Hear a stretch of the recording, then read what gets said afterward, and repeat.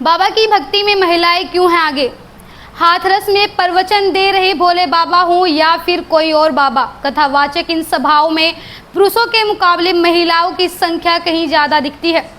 कथा पंडाल और बाबाओं के दरबार में महिलाओं की बढ़ती संख्या के साइंटिफिक और साइकोलॉजिकल रीजन क्या है, जानेंगे इस रिपोर्ट में। नमस्कार, आप देख रहे हैं इंडिया की दहाड़ और मैं हूं काजल राय।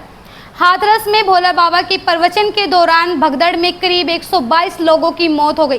इसमें करीब 112 महिलाएं थी।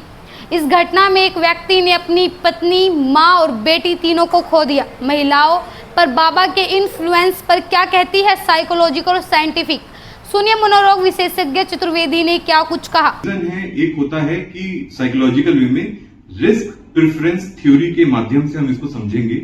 रिस्क प्रेफरेंस थ्योरी कहती है कि अगर हम रिलीजियस को मानते हैं तो हमारे दुख दर्द दूर होंगे, और अगर हम नहीं मानते हैं तो हमारे जो दिनचर्या है उसमें कुछ ना कुछ दुख आते रहेंगे।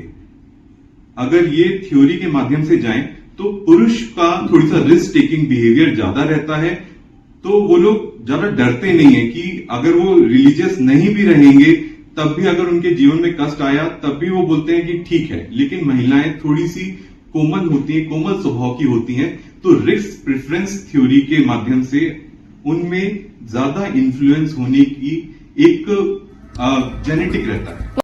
वहीं मनोरोग विशेषज्ञ का मानना है कि प्रवचनों में महिलाओं की ज्यादा इन्वॉल्वमेंट की एक वजह यह है कि वह परिवार की वेलबींग के लिए खुद को रिस्पॉन्सिबल मानती है। मुझे 3 बेटी है, मेरा पति बहुत दारू पीता। अक्सर महिला बाबा के प्रवचन के दौरान महिलाएं पति या बेटे की नशे की आदत, नौकरियां या घर परिवार के कलेश को ठीक करने के उपाय मांगती नजर आती हैं, क्योंकि बाबा या कथावाचक खुद को ईश्वर के उपदेशक बताते हैं और महिलाएं उन पर भरोसा करती हैं। यानी परिवार में जो अच्छा या बुरा हो रहा है उसके लिए खुद को जिम्मेदार मानती हैं और बुरा होने पर किसी भी हाल में इसका सॉल्यूशन ढूंढने में लग जाती हैं।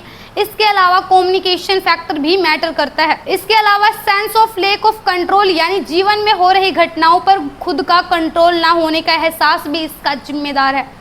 दूसरा बिंदु है कम्युनिकेशन। एक्सपर्ट का मानना है कि पुरुषों के मुकाबले महिलाएं ज्यादा बातचीत करती हैं और एक दूसरे के दुख दर्द जानने के बाद उसके समाधान के तौर पर किसी बाबा या कथावाचक का जिक्र करती हैं, क्योंकि महिलाएं ज्यादा इन्फ्लुएंसर होती हैं। इसलिए एक महिला के बाद यह चेन काफी लंबी हो जाती है। आगे की अपडेट्स जानने के लिए बने रहे हमारे साथ और देखते रहे इंडिया की दहाड़।